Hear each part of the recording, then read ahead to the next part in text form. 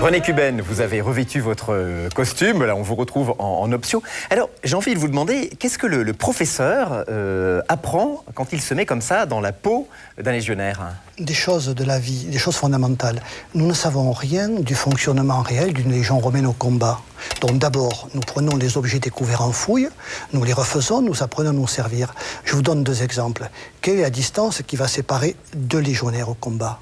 Lorsque nous l'avons, nous connaissons la distance réelle d'une légion au front, et donc d'une armée. Mais quelle est la distance qui sépare 2 légionnaires situés l'un derrière l'autre?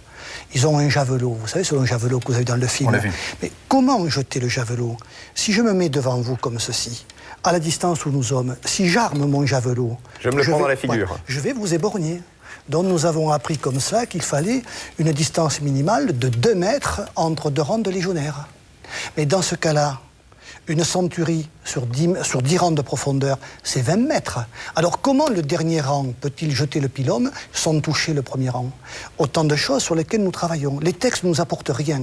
Donc, oui, les textes, ils vous disent, le général, il a donné l'ordre, etc. Voilà. Mais concrètement, il n'y a que en refaisant les uniformes, en refaisant les manœuvres, les batailles... Voilà, exactement, en refaisant les manœuvres. Il y a 2 choses qui m'ont frappé dans le reportage. La première, c'est vous dites, c'est une armée très économe de ses soldats. Oui. Ça me fait penser vraiment à cette fameuse guerre 0 mort. On dit les Américains, ils veulent surtout pas risquer la peau d'un soldat américain. J'ai l'impression, les soldats romains, c'est quasiment la même chose. 0 mort, on n'y arrive jamais. Je vais vous donner un chiffre. Une légion, c'est 5200 hommes. Oui. Chaque année, il faut recruter 250 hommes à peine pour remplir les trous. Donc, vous voyez, c'est très économe. Alors, c'est très économe, pourquoi? Parce qu'il y a une supériorité technique. Il y a une supériorité de discipline. On ne va pas se battre en combat singulier. On doit garder les murs de bouclier, la ligne. Il y a un recrutement de qualité. 1,66 m au départ. Il y a un entraînement physique féroce, un entraînement à l'escrime féroce. Mais c'est vraiment extrêmement moderne. Et puis c'est la deuxième question que je voulais vous poser. Vous dites qu'il n'y a surtout pas d'héroïsme individuel. On voit bien, c'est toujours des charges en ligne. On donne juste ce petit coup de glaive pour blesser l'ennemi. Voilà. Ils ne font pas du tout confiance, je pense, moi, aux chevaliers du Moyen-Âge qui sont venus par la suite, aux armées du roi où on chargeait à la pointe de l'épée. Ça n'existe absolument pas les temps des Romains. Non, en schématisant, on pourrait prendre par exemple ce que nous appelons les Gaulois, qui trouvent énormément d'honneur à mourir sur le champ de bataille, qui sont extrêmement braves, qui sont extrêmement courageux et qui chargent comme des fous.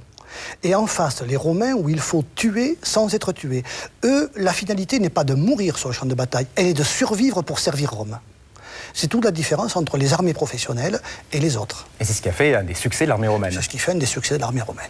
Merci René Cuben. Vous restez avec nous et il faut dire qu'en plus de l'équipement impressionnant qu'on vient de voir, les légions romaines disposent de machines de guerre, exactement comme notre artillerie aujourd'hui. Des machines qu'ils construisent sur place ou qu'ils transportent en pièces détachées. Regardez.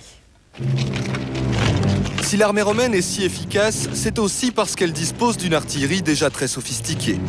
Pour prendre une ville d'assaut ou se protéger de l'ennemi, les légions ont des machines de guerre redoutables. Pour détruire les gros obstacles comme les remparts, les tours, mais aussi pour bombarder l'ennemi, les Romains utilisent la catapulte. Elle permet d'envoyer des pierres de 80 kg ou des projectiles enflammés à plus de 500 mètres de distance. Le principe est simple. C'est la torsion d'un faisceau de crins et de cordes dans lequel est inséré le levier qui fait ressort et ramène le bras de la catapulte avec une force très violente. Le poids est ainsi projeté avec une énergie considérable. La catapulte, c'est un peu le mortier d'aujourd'hui. Autre engin très utilisé par les Romains, la baliste. C'est une grosse arbalète qui peut envoyer aussi bien des charges rondes que des flèches ou des javelots. Elle porte 3 fois plus loin qu'un jet à la main. Une machine de précision, idéale pour briser les cuirasses de l'ennemi et abattre les soldats les uns après les autres. C'est l'ancêtre de la mitrailleuse lourde.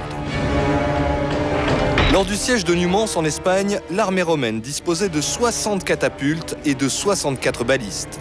De quoi tirer 200 flèches et 120 boulets à la minute. Mais pour prendre une ville d'assaut, l'engin le plus efficace, c'est la tour. Elle est en bois et montée sur roues ou sur troncs d'arbres. À l'intérieur, plusieurs étages et des échelles pour monter d'un étage à l'autre. On l'approche progressivement contre la muraille ennemie. C'est alors qu'une sorte de pont-levis se déploie et permet aux soldats d'accéder directement au mur de défense. Le génie de l'armée romaine, c'était aussi de pouvoir construire toutes ces machines sur place, avec des troncs d'arbres, ou alors de les transporter en kit sur des chariots.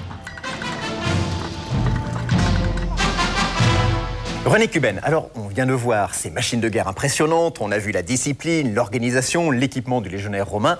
Il faut quand même bien dire que Rome n'a pas connu que des victoires. On peut citer des défaites célèbres. Oui, nous sommes au tout début du 1er siècle après Jésus-Christ, sous le règne de l'empereur Auguste. L'un de ses principaux généraux s'appelle Varus et il s'aventure dans les forêts de Teutobourg avec 3 légions. Il a sûrement commis des fautes. Ces 3 légions sont surprises par les Germains et sont complètement démantelées. Combien de victimes ? 12 000, 13 000 hommes peut-être. 13 000 légionnaires romains, j'imagine, ça doit être un traumatisme pour les Romains. Un coup de tonnerre à Rome. Mais voyez, celui qui menait les Germains, Arminius, était probablement un ancien auxiliaire romain. Ils ont été battus par des gens qui avaient tout appris à leur école militaire. Arminius, Vercingétorix aussi, qui probablement a servi dans l'armée romaine. Vercingétorix lui-même a servi dans l'armée romaine avant de se retourner ensuite contre les armées romaines. Oui. Merci beaucoup, René Cuben.